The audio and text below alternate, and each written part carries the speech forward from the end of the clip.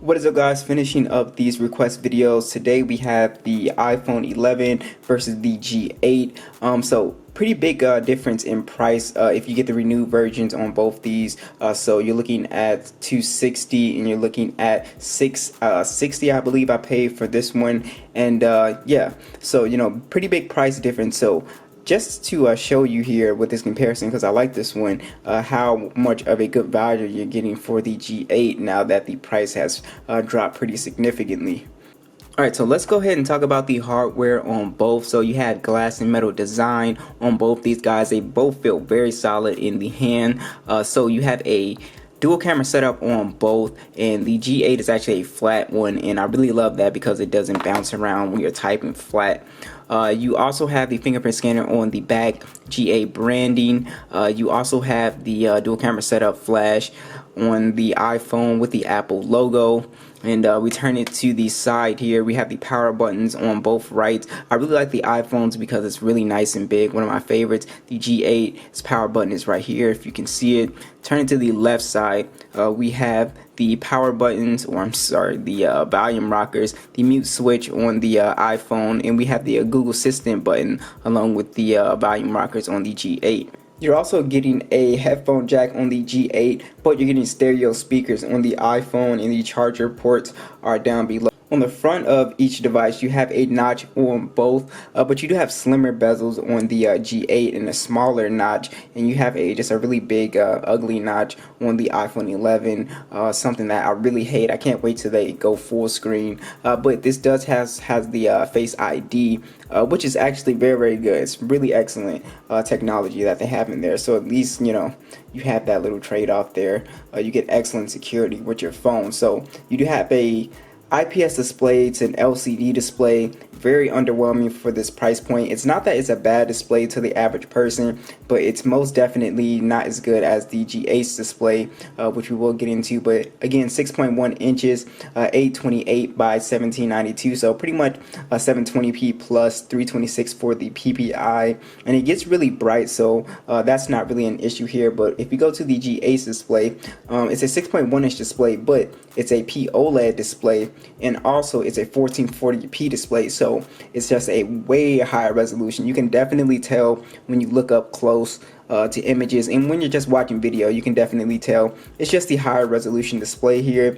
And you also have IP rating on both these guys as well, which is very awesome. Alright, so just to talk about the displays a little bit more, as you can see, the notch is less intrusive on the G8, and also this display is extremely color accurate, higher resolution. We're at 1440p, and this one is it's saying it's at 1080p, but we know that it can't do 1080p. It's only really 720p, and you could definitely tell the difference instantly. And just to let you guys know, all videos are in 4K, so if you have a 4K TV or a 1440p phone, I have been making that improvement with my new camera, so all videos are in 4K and 1440p now. But just to get back to this, big difference with color accuracy, just overall better display.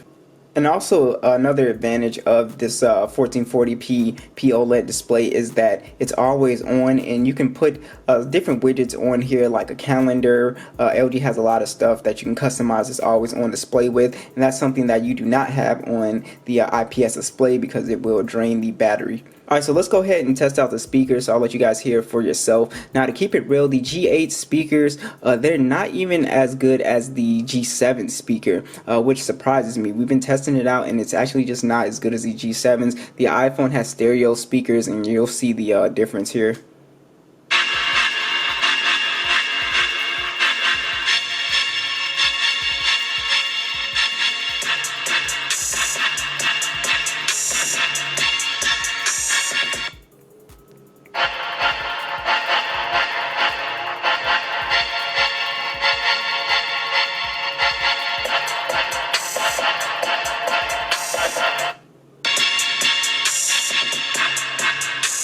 So as you can hear, just a huge difference in terms of fullness, loudness, and overall quality.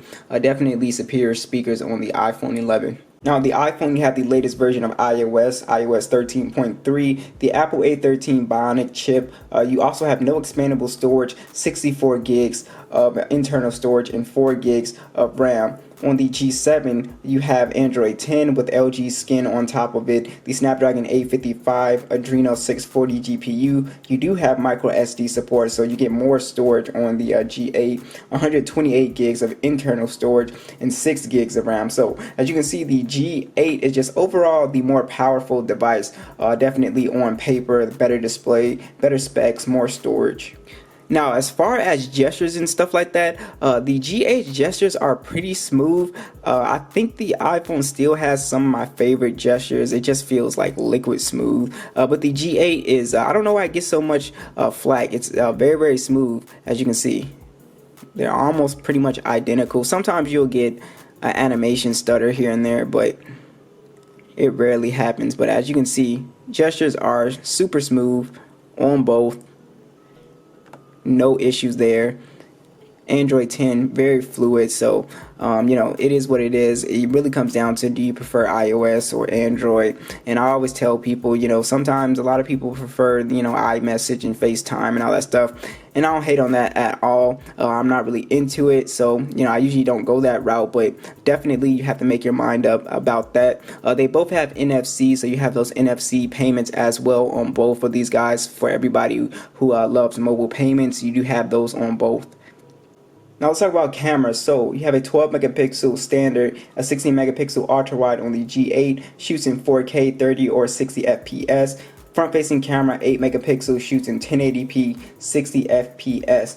So for the iPhone, you have the same dual camera setup as well. You have a 12 megapixel wide and a 12 megapixel ultra wide, shoots in 4K 24, 30 or 60 FPS. 12 megapixel front, and you also can shoot in 4K on the front, actually 30 and 60 FPS.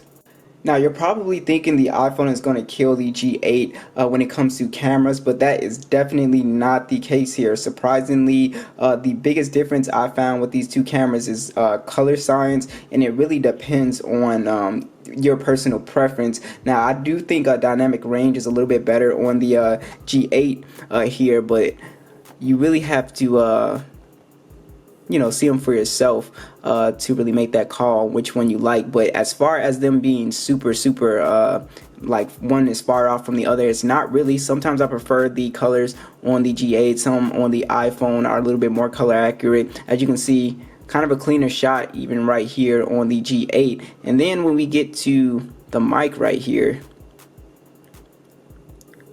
as you can see, we zoom in, you see we lose detail with the G8, and we keep a lot of clarity on the iPhone here. So I do notice that. So it's really a toss-up. They're both very good. Like I said, the only real difference with these cameras is going to be color science, and sometimes a photo can be cleaner than others on a quick point and shoot. These were all just quick point and shoots.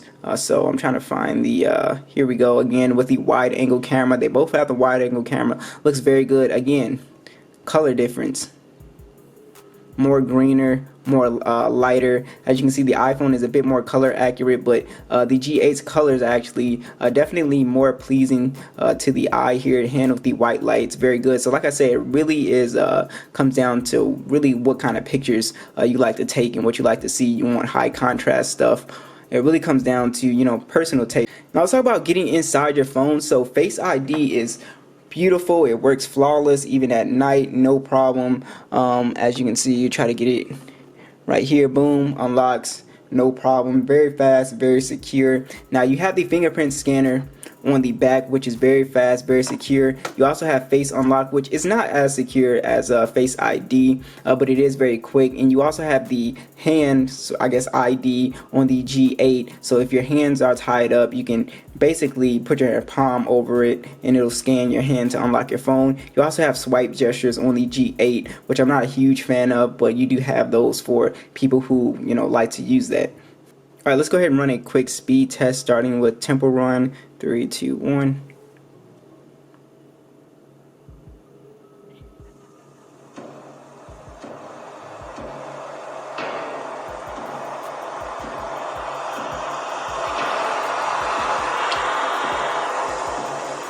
Let's go ahead and try the cameras. 3, 2, 1.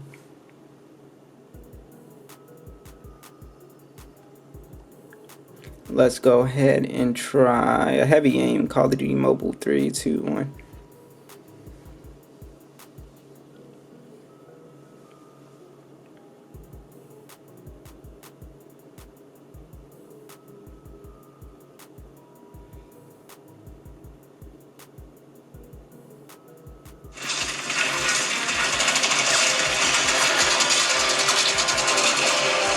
So as you can see, both of these phones are extremely fast. Alright, so let's talk about the battery situation. 3,110 milliamp battery on the iPhone, 18 watt fast charging. You do have the wireless charging as well. You get really good battery life. You can get through a day and a half, no problem on the iPhone. Very, very good. So on the G8, you have a slightly bigger battery, 3,500 milliamps, 21 watt fast charging, so faster charging on the G8, and you also have wireless charging as well. And I feel like I'm getting better battery life on the G8, but you can get a day and a half battery life on both these phones very easily if you're a light user, no problem. So whichever phone you go for, battery life is going to be excellent on both. Alright guys, thanks for watching. I will catch you guys in the next one.